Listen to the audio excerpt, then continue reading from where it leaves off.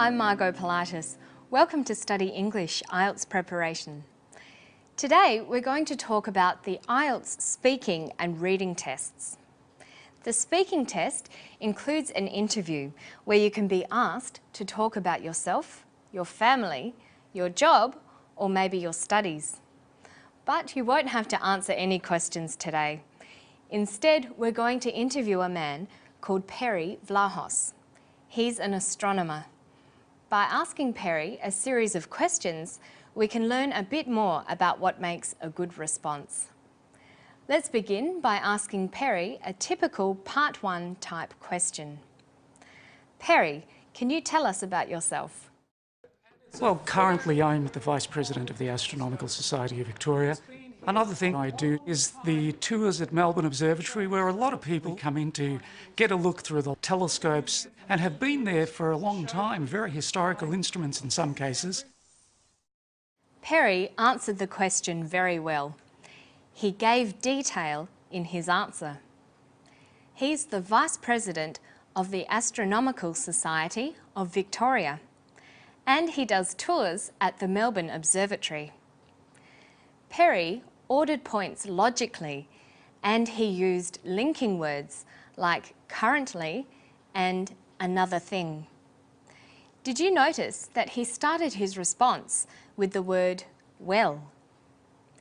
He did this so he could have some time to think about his answer.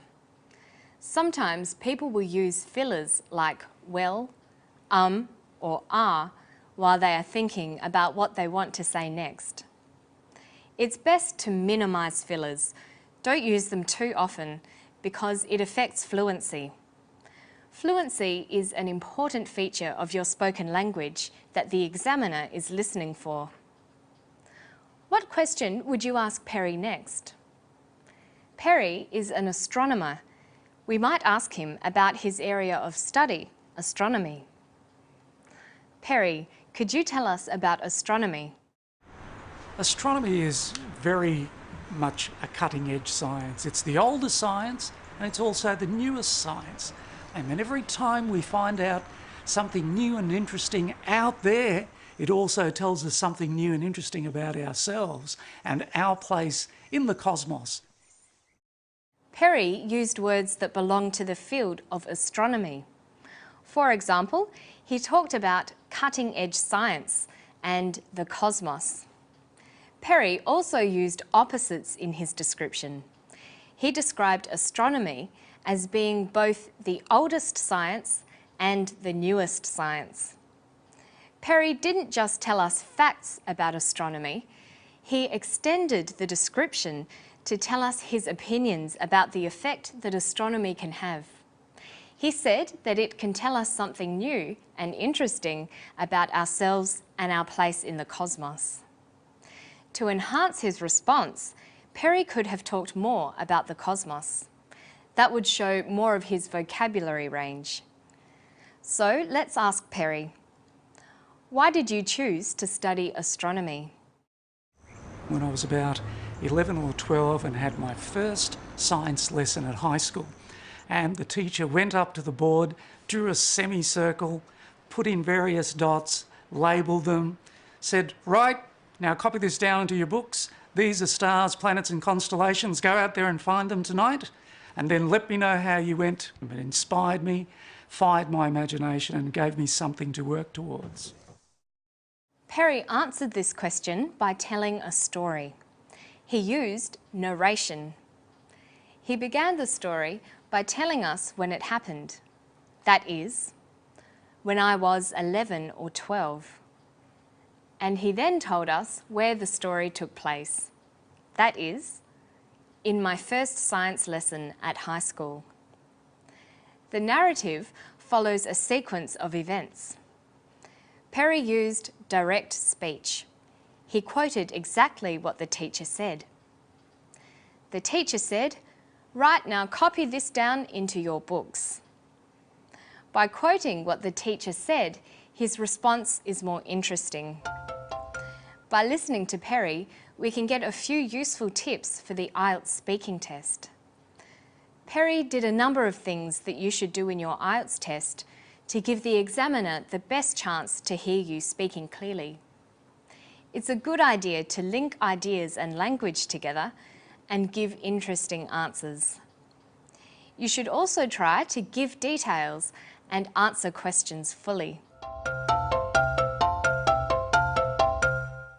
Remember how Perry told us that astronomy was both the oldest and also the newest science. Using these opposites was a good way for him to describe the field. It also allowed him to show that he was aware of the relationship between these words. Understanding the relationship between words can help to build your vocabulary. It will also help you to answer some questions in the IELTS reading test. Let's have a look at some word relations you should know. First, synonyms, words that mean the same. For example, for interesting, we have synonyms such as entertaining, fascinating, and intriguing. And for the word beautiful, we have gorgeous, handsome, lovely, and exquisite. You should also know about opposites. For example, high and low, big and small, anxious and calm, cheap and expensive. Another group of related words that can be useful to know is words related by degree. These are words we can put on a scale. For example, hot, warm, cool, and cold. Hot and cold can also be opposites. So can warm and cool. Now here's Perry talking about what it's like to look up at the stars with his telescopes. Listen for adjectives and adverbs as we ask, Perry, do you enjoy your work as an astronomer? I imagine the closest that I come to a great spiritual experience is when I'm out there with my telescope, total darkness, and the universe above my head, and you feel this strong connection between all of those elements. And that really fires me, and I'm always looking for new things to see as well. Perry uses a range of adjectives, such as total darkness, strong connection, and new things. Can you think of any synonyms for these? How about absolute darkness, firm connection, and unfamiliar things? What about opposites? The opposite of strong connection is weak connection. The opposite of new things is old things. Perry also uses the adverb always. The opposite of always is never.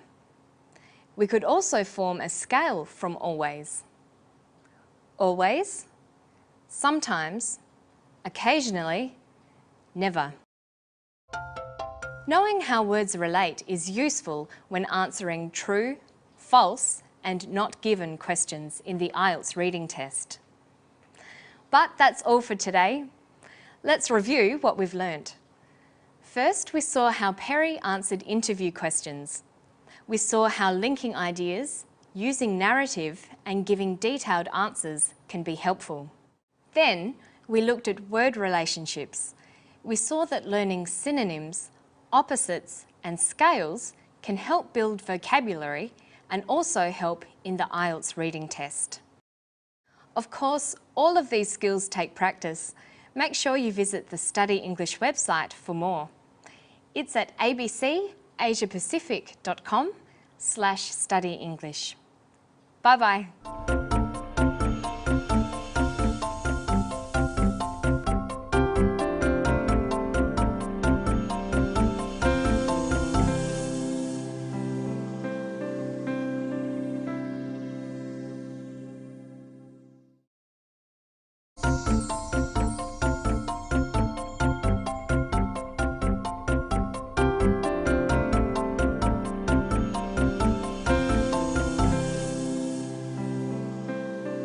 Hello, I'm Margot Politis. Welcome to Study English IELTS preparation.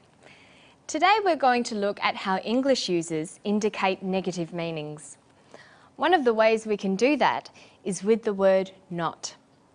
And we're going to meet a glass artist talk about his craft.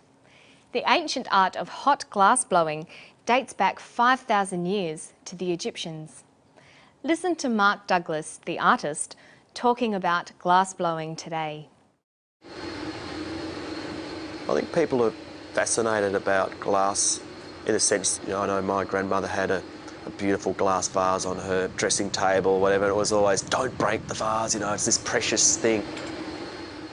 The techniques I use for glass making aren't that dissimilar than what has been around for like centuries. When English speakers want to give something a negative meaning, they use negative words such as not, she's not coming, no, there's no music, nobody, nobody saw the crash, nothing, there's nothing to eat, nowhere, he's nowhere to be seen. All these sentences have only one negative. When constructing negative sentences, English only allows one negative. Using two negative words, such as nobody and not, together in a sentence can give the opposite meaning to the one intended. So, for example, I did not see nobody. With this double negative, this literally means I saw somebody. However, watch Mark Douglas again and see how he uses a double negative to give a positive meaning. The techniques I use for glass making aren't that dissimilar than what has been around for like centuries. Mark says the techniques aren't dissimilar. Aren't is a contraction of are and not. So he uses the negative word form not. Dissimilar is made up of the negative prefix dis and the word similar. So he uses not and dis, both negatives, in one phrase. These cancel each other's effect, giving a positive meaning. Look what happens when we leave them both out. The techniques are not dissimilar. The techniques are similar. By saying the techniques are not dissimilar, he is drawing attention to the fact that this may be surprising and not what you might expect. He's saying that it's surprising that the techniques used today are similar to ancient techniques. This idea is reinforced by Mark using the negative word unchanged when talking about the techniques. Listen to how he uses unchanged. So the basic techniques of gathering, blowing glass, putting a bubble into some glass, shaping it, pretty much have been unchanged for a long time. Mark says the basic techniques of blowing glass have been unchanged for a long time. He does not say the techniques are the same. He chooses a negative to draw attention or emphasise that something has not changed. Let's try another example. The student was not unhappy with her test score. Cancel out the negatives, not and un, and you have the student was happy with her test score. The two negatives cancel each other out, leaving a positive statement. However, not unhappy is not the same as happy. The student may not have received an excellent score, but she didn't receive a bad one either. The student is not happy, but not unhappy either. So this sentence expresses a subtly different perspective and attitude than the simple positive statement, the student was happy. You can practice this construction by adding the prefix dis or un to many words. Not disloyal, not dishonest, not uncommon, not uncomfortable, not unkind. Before you know it, it will not be unusual for you to use negative expressions. In part 3 of the IELTS speaking test, you'll be discussing something linked to the topic you spoke about earlier in the interview. Let's focus on the features of a good response to part 3. You'll be expected to use more complex language because of the diverse tasks. You could be describing something, speculating, suggesting, stating an opinion, comparing, contrasting, or explaining. Let's imagine Mark Douglas is participating in the third part of the interview. Earlier, we heard Mark talking about glass blowing as an art form. As a follow-on question from part 2, the examiner could ask, for example, do you think some countries value glass art differently? Let's listen to how Mark answers this question. I think Australians' perception of glass is a lot different than European or American. Like Europeans, because they've had Venetian glass around for a long time, they tend to appreciate how hard it is to make glass or the value of it. Australian people tend to look at whether it's mass-produced and then sit it next to a piece of art glass and can't really see the difference in it that much. Okay, up. It's not as if it's sort of money of it. It's just, I think it's just a psyche of collecting, which I don't think Australian people have that passion as much as European or American people. In response to this type of question, you'd be expected to state your opinion about people's perception and appreciation of glass art.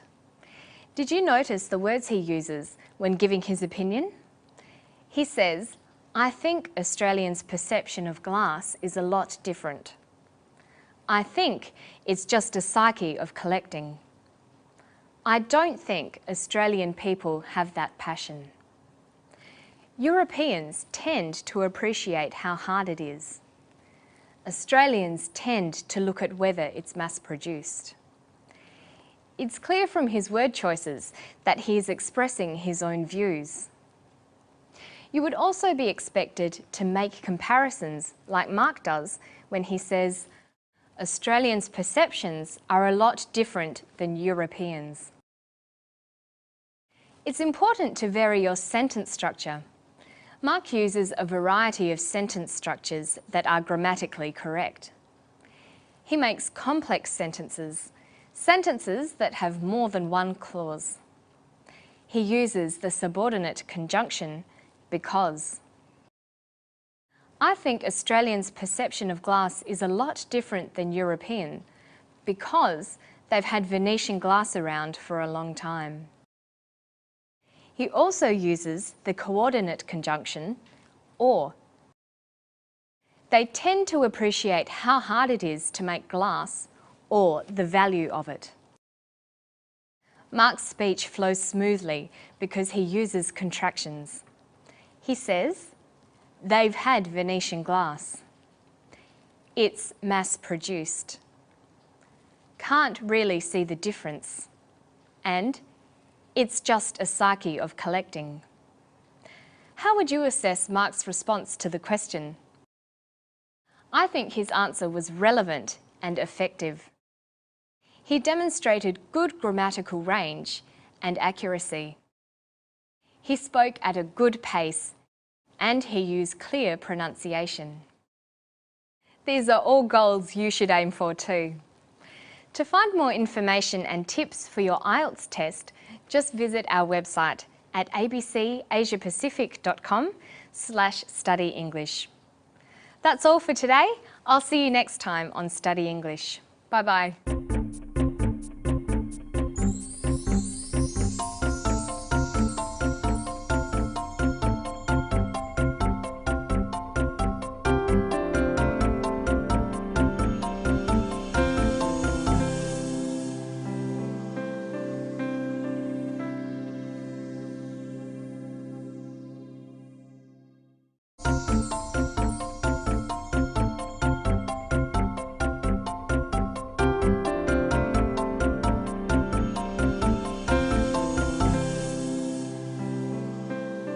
Hello, I'm Margot Politis. Welcome to Study English IELTS preparation.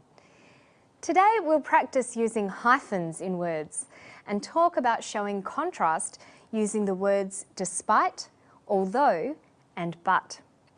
But first we visit outback Australia and an isolated place called Maree. We'll see how the popularity of four-wheel drive cars has meant that a lot more people are travelling through the outback. And now they're even building luxury accommodation there. 685 kilometres north of Adelaide on the Oodnadatta track is Maree. When the Old Ghan Railway closed in the 1980s, it just about vanished off the map. But despite the isolation and the population dwindling to just 80, an out-of-towner is now making $1 million investment. Condition of in demand. Robin Taylor bought the 120-year-old pub 3 years ago and is about to build a 2-storey guest house next door. As well as a huge function room, it will have 14 luxury ensuite apartments and is costing $1.5 million. Say it quickly, it's not too bad. The driving force behind the boom is four-wheel drives. Sometimes we join two or more words together to function as a single word or concept. We call these compound words. An example is father-in-law. Compound words can function as nouns, like father-in-law, or they can be adjectives. Here's a clip about the isolated town Maree. See if you can spot the compound words. But despite the isolation and the population dwindling to just 80, an out-of-towner is now making $1 million investment. She says out-of-towner and $1 million investment.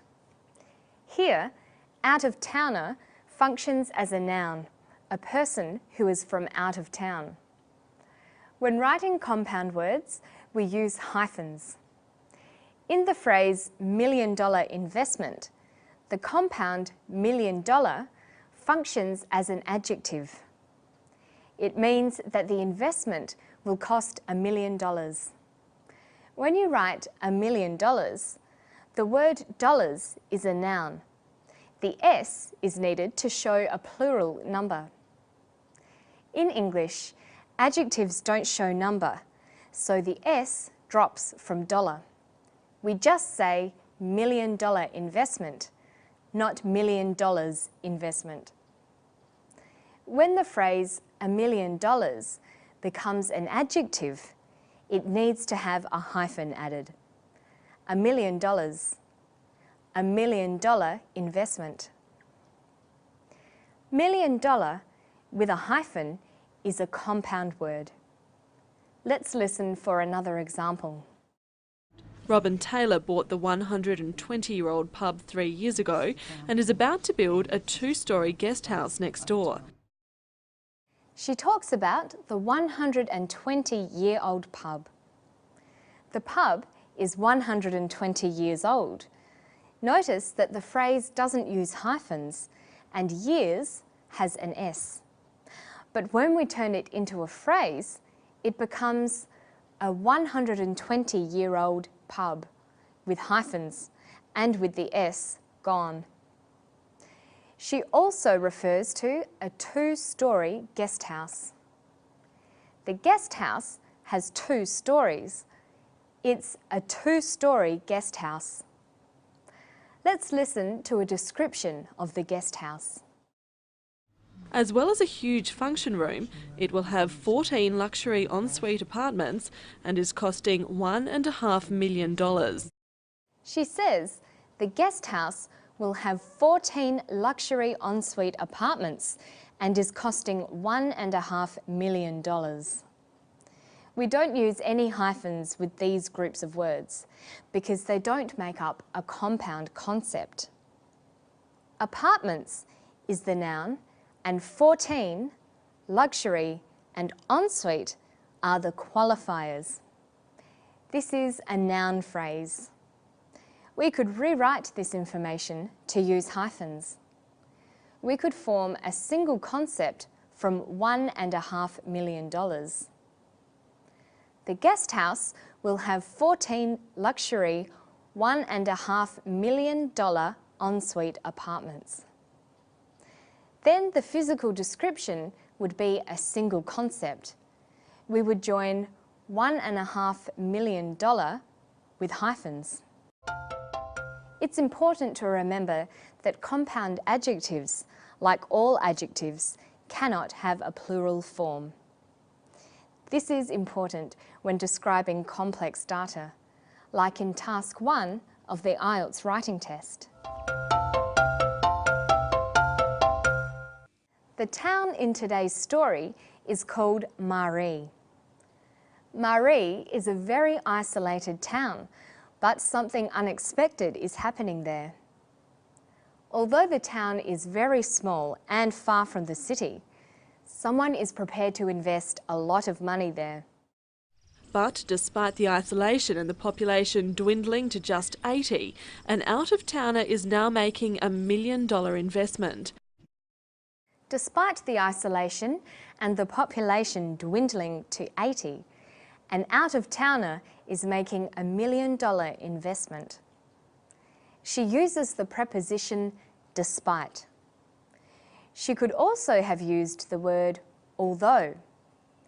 Despite and although have the same meaning. They show contrast with unexpected results. Let's try an exercise. Here are 2 sentences. Margaret's marks were low. She managed to get into law school. How would you join these sentences together using but, despite, or although? Let's start with but.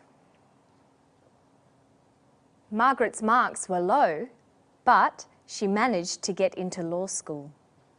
Now let's use although. Although Margaret's marks were low, she managed to get into law school. We can also join the sentences using despite. Despite having low marks, Margaret managed to get into law school. Despite can be followed by a noun. We can say, despite the isolation, or despite the fact I had a cold. Or it can be followed by a verb. When it's followed by a verb, we use the participle form. For example, despite being isolated, or despite having a cold. Let's finish with one final exercise. Take a look at these 2 sentences. There was noise outside all night. I managed to sleep. How would you join them using the word but? There was noise outside all night, but I managed to sleep. Now look at the 2 sentences again. How would you join them using although? Although there was noise outside all night, I managed to sleep. And finally, how would you join these 2 sentences using despite? Despite the noise outside all night, I managed to sleep. Using the words despite and although effectively will help improve your spoken and written English. And that's all for Study English today. Let's have a look back at the things we've talked about. First, we looked at using hyphens to create compound words. Then we looked at using but, although, and despite to join sentences. And despite the fact that Study English has finished for today, you can continue to practice your English skills. Just visit our website for more information and IELTS tips. I'll see you next time. Bye-bye.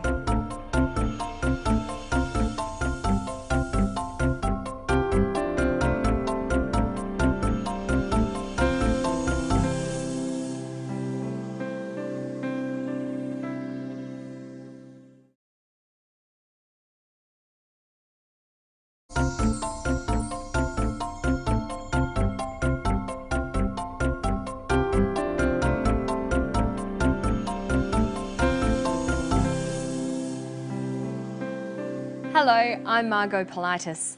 Welcome to Study English IELTS preparation. Today we visit a zoo and we meet a man who designs natural-looking habitats for zoo animals to live in. We'll also talk about infinitive verbs and we'll listen out for some common conversation markers. But let's start by meeting Richard Rowe, a horticulturalist at Werribee Zoo in Victoria. Listen to Richard talk about his work at the zoo. My role is to create environments that allow animals to display natural behaviour and for visitors to see animals in areas which really do appear to be very natural. The skill of what we do is to create something which looks as though it's been here for a long time and looks very natural. Well, we originally look at where is it that the animal is. So narrow it down to geography. Is it Africa, South America, wherever? Then look at the particular type of habitat. So is it riverine? Is it savanna? And then narrow it down even closer again. Often it's very, very difficult to get vegetation from the specific area that an animal comes from. With some plants, you know, they're already in the country, so you can take cuttings or collect seed. Botanic gardens are a great source for rare and unusual plants. The simplest form of the verb is the infinitive form. If you're using a dictionary to find the meaning of a verb, you'll need to know the infinitive form. It's the most basic form that's used for dictionary entries. Infinitives are generally used with the marker to. They can be used in many different ways. Here's Richard describing his job.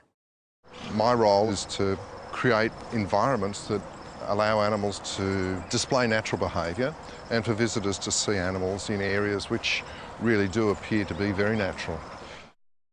Richard says to create, to display, to see, to be. These infinitives all function in different ways. Richard says, my role is to create environments. He also says, the skill is to create something. In both examples, the infinitive is a complement following the main verb. Take a look at this sentence. Before the IELTS test, the important thing is to get plenty of rest. Here, the infinitive to get is a complement following the main verb is. Let's look at another use of infinitives. Richard says, the areas appear to be very natural. In English, there is a set of verbs that can be followed by infinitives. Appear is one example. Other examples are afford. I can't afford to go to university. Begin. I can't begin to explain how sorry I am. Expect. I expect to get my visa next week. To use these correctly, you should learn the list of verbs taking the infinitive. Now, let's look at the third way Richard uses infinitives. He says, zoos allow animals to display natural behaviour, and they allow visitors to see animals. In English, there is a group of verbs that can be followed by an object and an infinitive. Allow is one example. You could write, her parents wouldn't allow her to stay out late. Some other examples are, ask. The professor asked him to explain the answer. And encourage. Encourage the IELTS students to do more practice tests.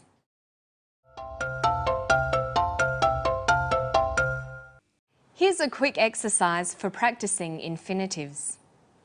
Here is a list of verbs. We have join, look, submit, edit, lend, and buy. I'm going to show you a sentence with one missing verb. You'll need to work out the right verb and the right construction to fill in the space. Let's start with an easy one. I forgot some bread. Do you know which verb will fill the gap? The completed sentence is, I forgot to buy some bread. Here's another one. We're going out for dinner. Would you like us? We're going out for dinner. Would you like to join us? How about this one? The teacher reminded the students their assignments on time. The teacher reminded the students to submit their assignments on time.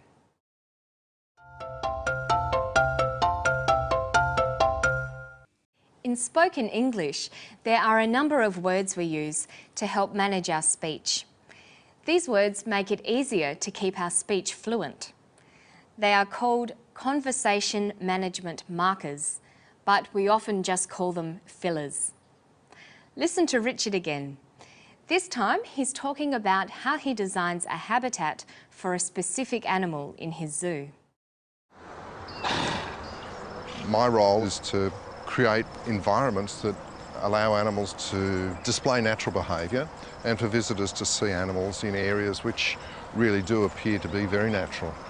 The skill of what we do is to create something which looks as though it's been here for a long time and looks very natural.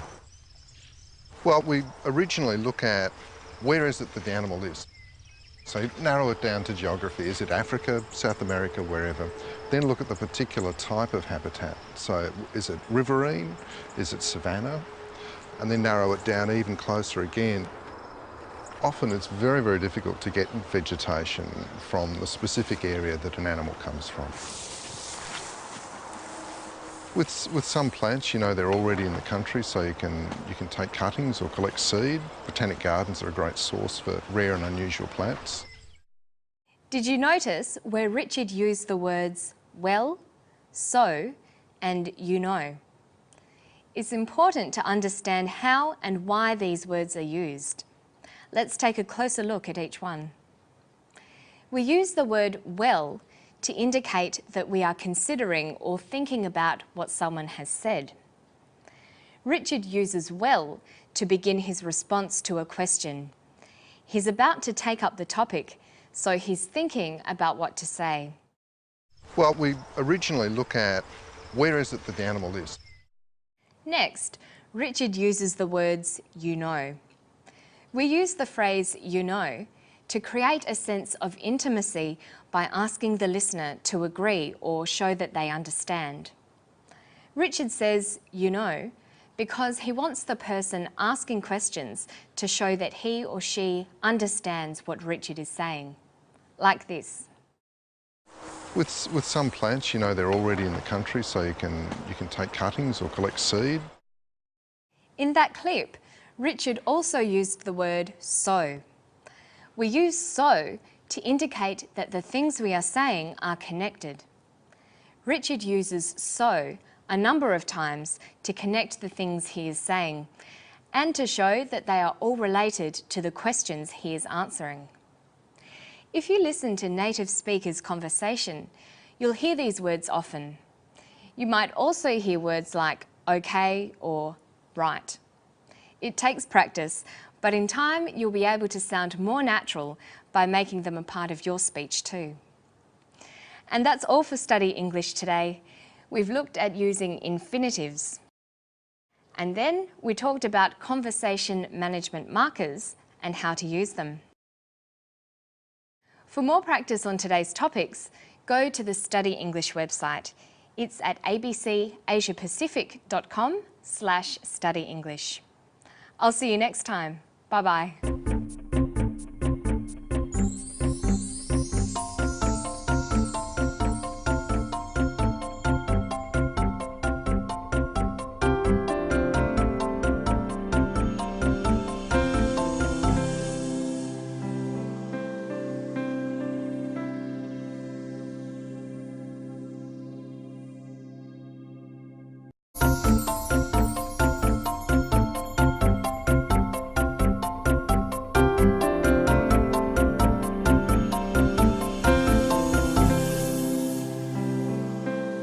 Hello, I'm Margot Politis. Welcome to Study English IELTS preparation. The focus of today's lesson is the IELTS listening test. In the IELTS listening test, you will be tested on your ability to understand spoken English in a variety of contexts. So it's important to develop a range of skills that will help you with your listening. A good way to prepare for the test is to develop your previewing and predicting skills. These strategies will help improve your listening comprehension.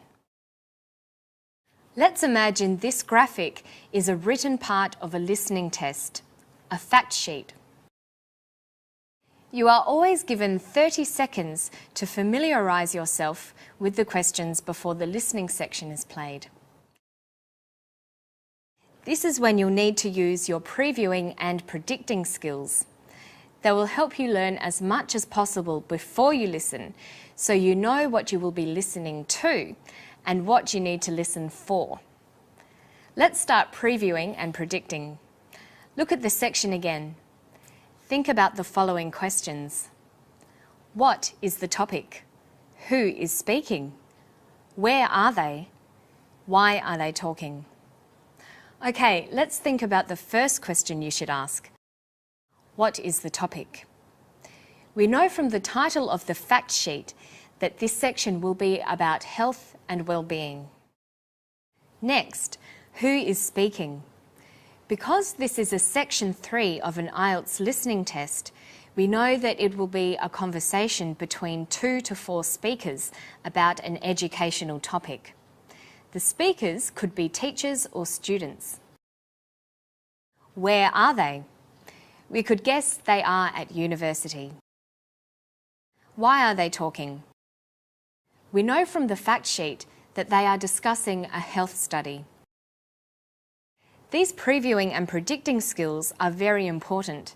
You should go through these steps before the actual listening test begins, so you are properly prepared. It's important to look at the keywords in the questions to determine what kind of information you need to listen for. The keywords are highlighted. How many children are being tracked? We need to listen for a number. What are the researchers checking? We need to listen for something about the children's health. How old are the participants? We're listening for age. Another skill the listening test assesses is your ability to follow instructions correctly. If we look again at the written part of the test, what does the question ask us to do? To answer using no more than 3 words or a number. You must read and follow this instruction exactly. Remember that the listening test is played once only, so it is important to prepare yourself well. Let's listen now. The announcer would start off by saying something like, "You are going to hear a passage about a study on the health and well-being of children. Listen to the talk and complete the notes." For the past 2 decades, scientists have been tracking the health and well-being of 7,500 Queensland children in a unique long-term study. It's rather like a scientific version of the documentary series 7 Up. Every few years, researchers revisit the participants to check their growth and record their thoughts on life. Now, those chosen to take part in the study as babies are coming of age, turning 21, and the data they're provided is giving valuable insights into just why some children are healthier than others.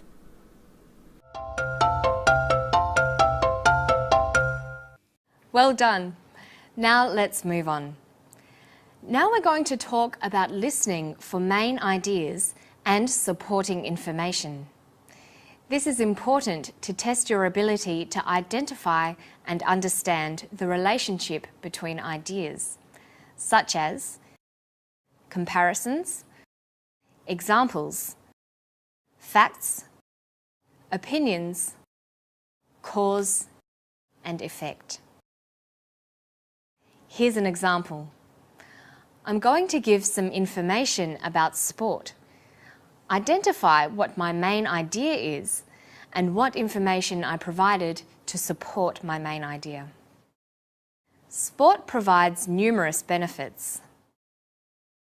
Participation in sport can have a positive effect on a person's well-being and at the same time improve their coordination.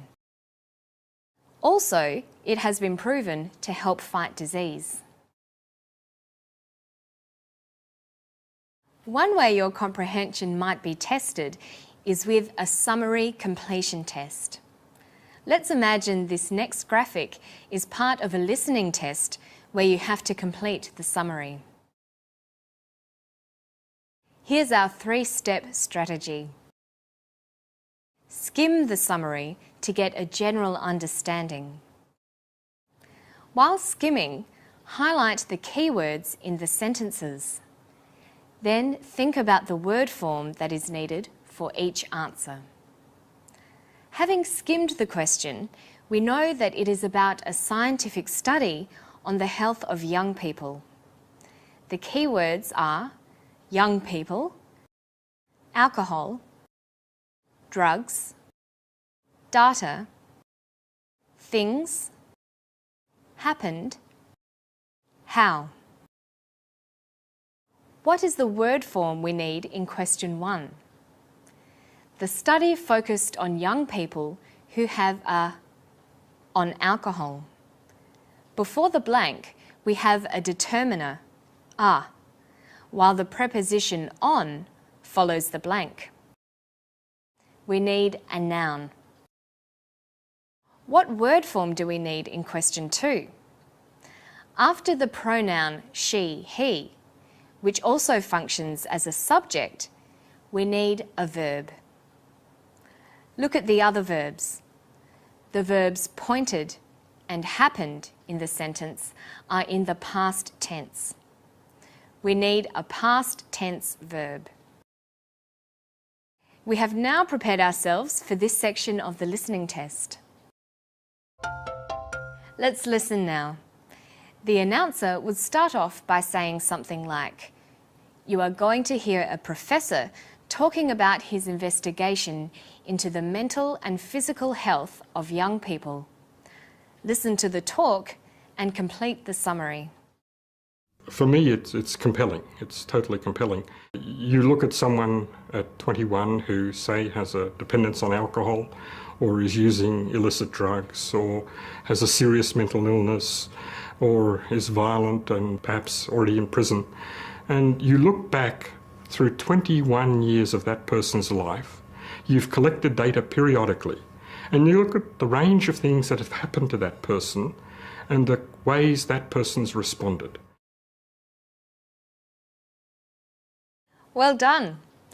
If you practice your listening skills and strategies, you will be better prepared for the IELTS listening test. Always remember our 3-step strategy for summary completion tasks.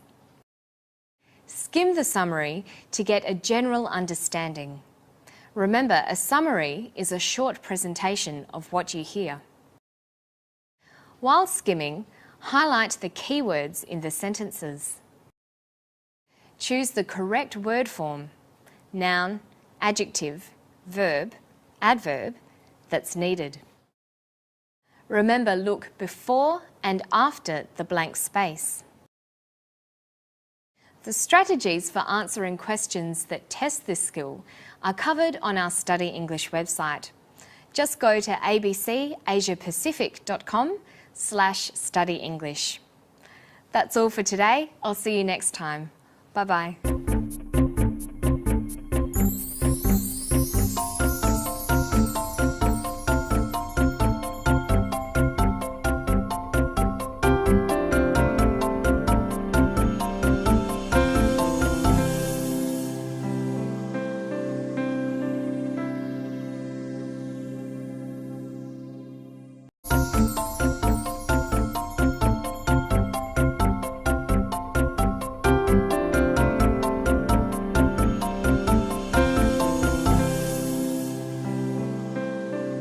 Hello, I'm Margot Politis. Welcome to Study English IELTS preparation.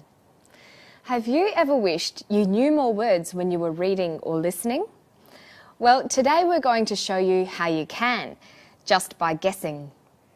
It will take a little bit of effort, but you can learn strategies to help you guess the meaning of words you may not know.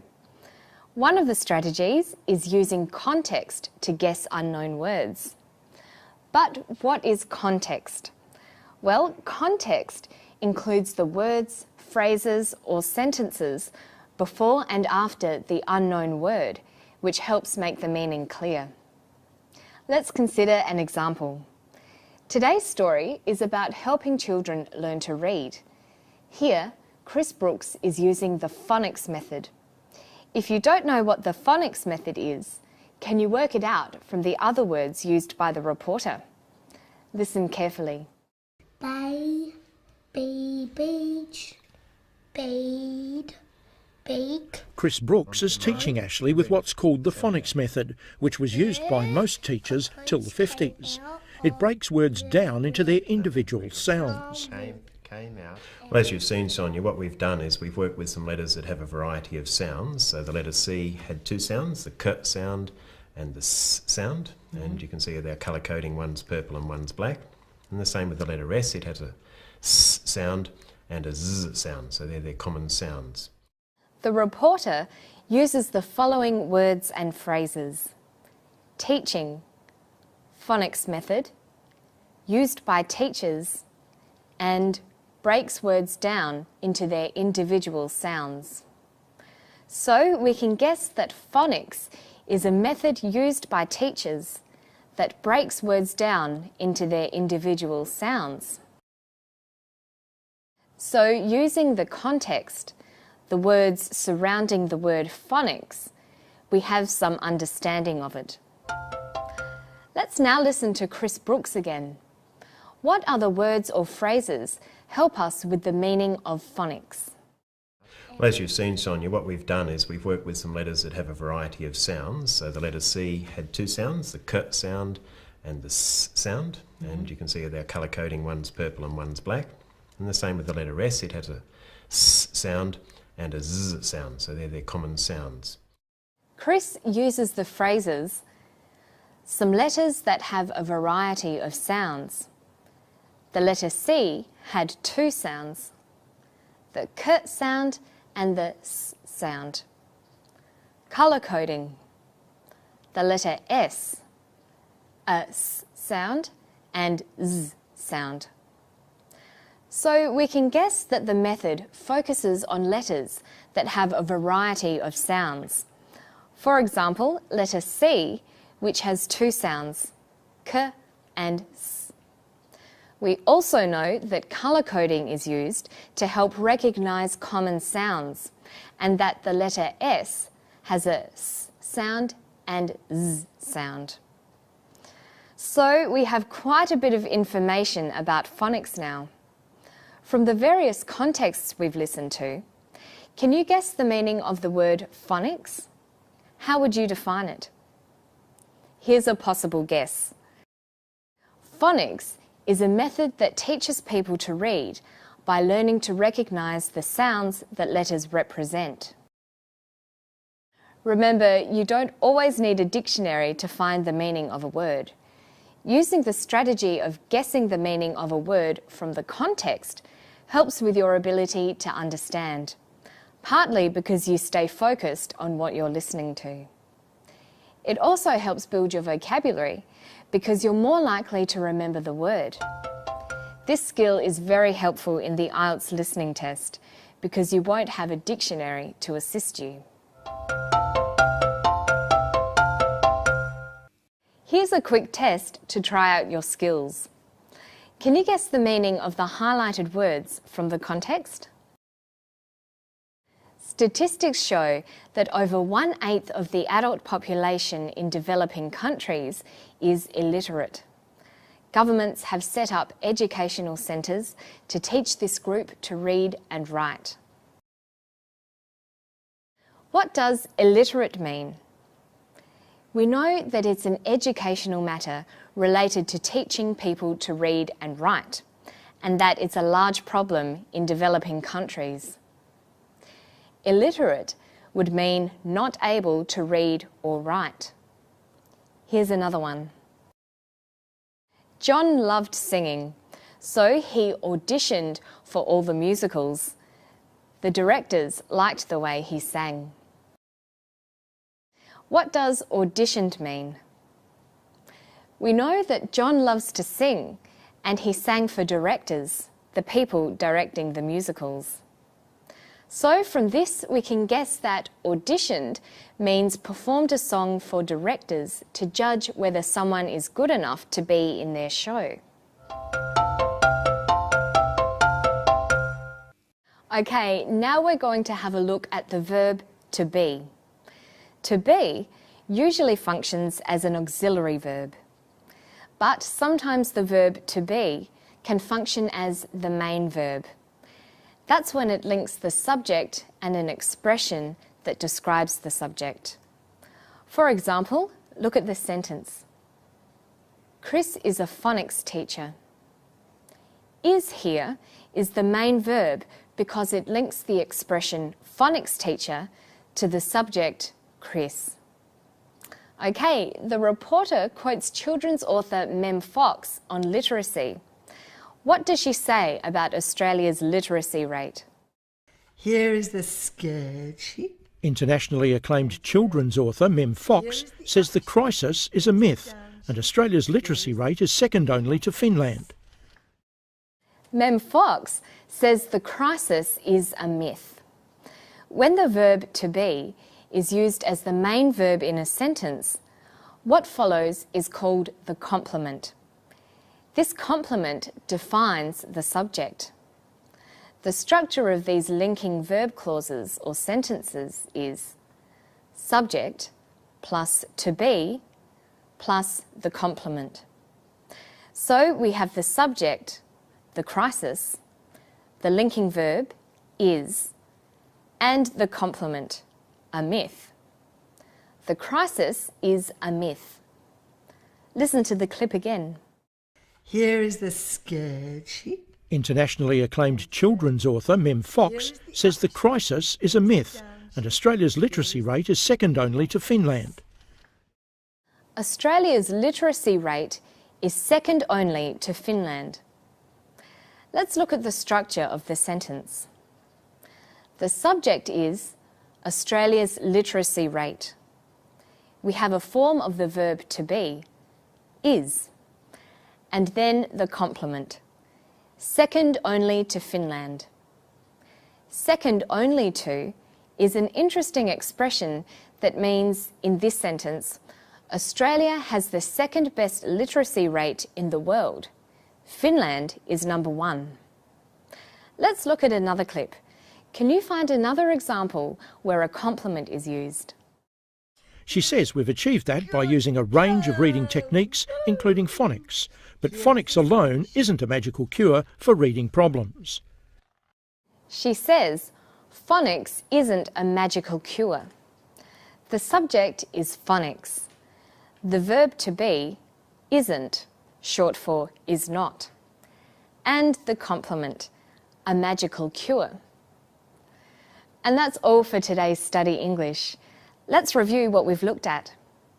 We've talked about looking at context to guess the meaning of words. And then we looked at using the verb to be to link subjects and their complements. Don't forget to visit our Study English website to find out more. It's at abcasiapacific.com/studyenglish. That's all for today. I'll see you next time for more IELTS preparation. Bye-bye.